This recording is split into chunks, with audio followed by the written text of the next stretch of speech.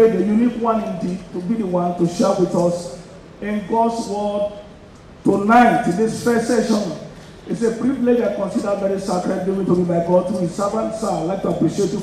The team of pastors today, you will leave here a success bound to happen. He's here with his dear wife and other people that came with him. On behalf of God's servant, we appreciate your coming. God will bless you. Set your heart. Heaven is set. God's servant is set. Today is the last day. Miracles, signs, and wonders will take place. The prepared heart gets set for testimonies. God bless you.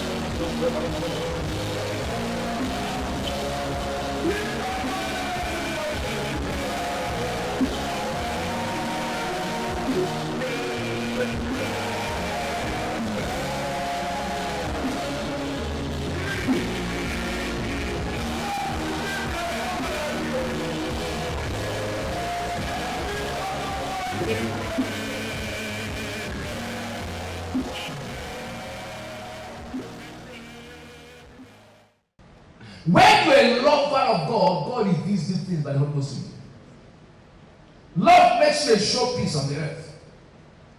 But every God lover, God's love is only validated by giving. You know what? If you love somebody, you give the person time.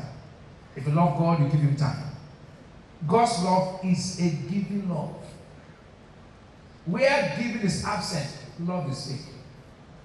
For God so loved the world, He gave.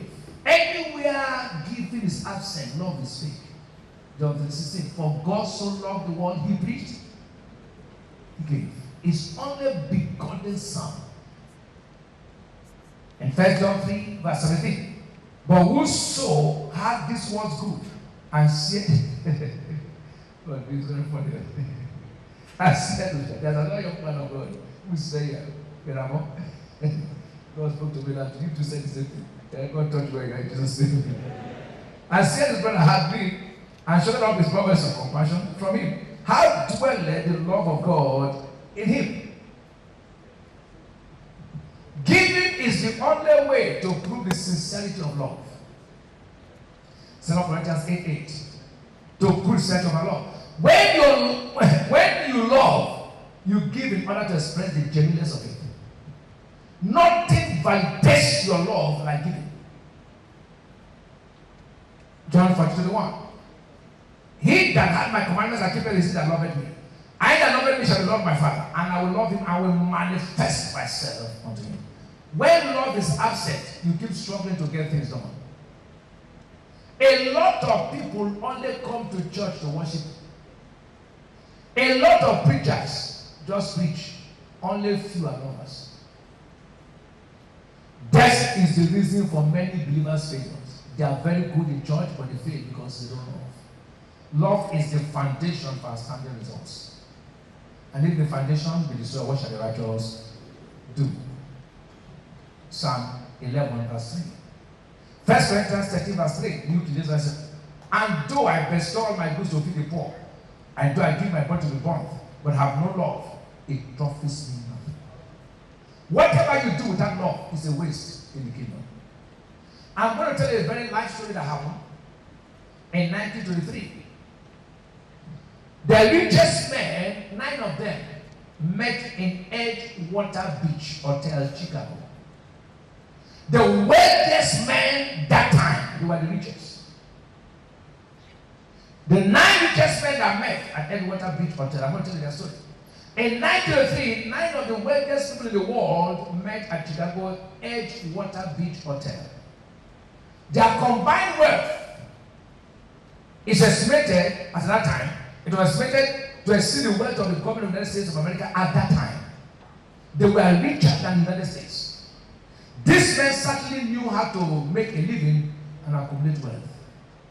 Attending the meeting were the following men. I'll show you their faces. You'll see their faces. Show their faces. 9 of them. This 9 men you'll see. Well, 9 of them. Number 1 was the president of the largest steel company. Number 2, the president of the largest utility company.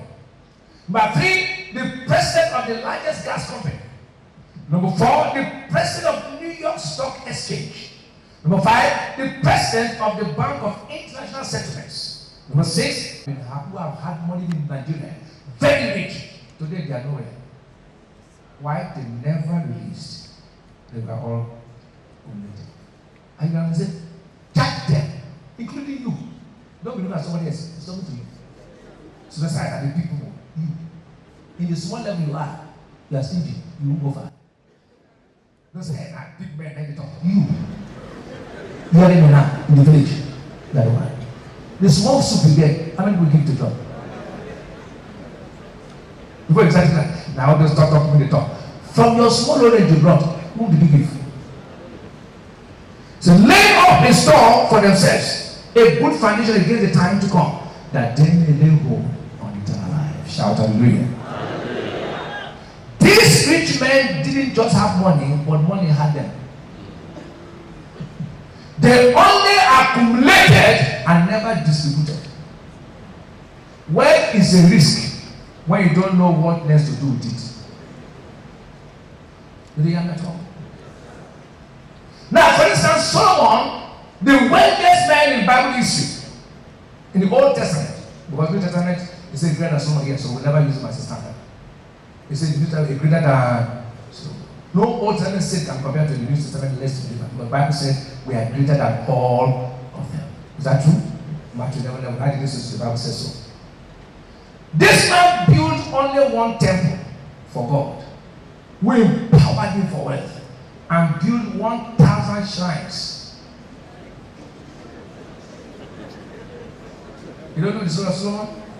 He built what? But built 1,000 shrines. In 1 Kings chapter 1, 7 to 8. Then the Solomon built an high place in Judah. That high place you see, it means temples of idols. Idols. The abomination of Moab. In a hill that is before Joseph. And for Molech, the abomination of children of Ammon. And likewise did he for all his strange wives, with burnt incense and sacrifice unto their gods. Wealth can be destructive if not used to promote his kingdom. Giving must be love motivated to God and to humanity. It's right here. Your height in the kingdom of God is a function of your depth of love for God.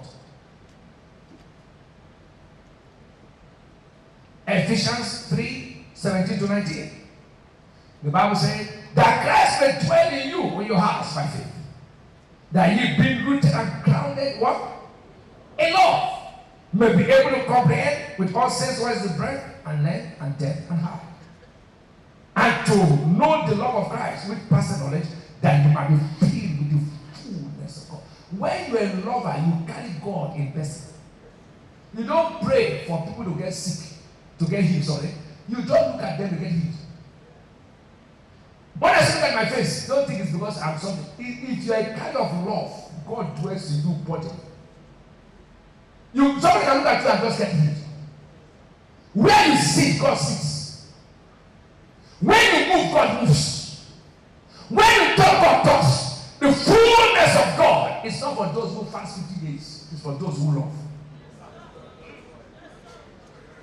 You can fast for a year and not carry God's nature if you're not a lover. 17 days fasting is nonsense if you don't walk in love. I don't care how many days you're fasting. If you don't walk in love, you can't carry what I carry. He said, the mouth is Sodom and skipped. The heat, you carry God in body when you walk out, when you're a lover of God. From this day, I decree a new beginning for someone in the name of Jesus.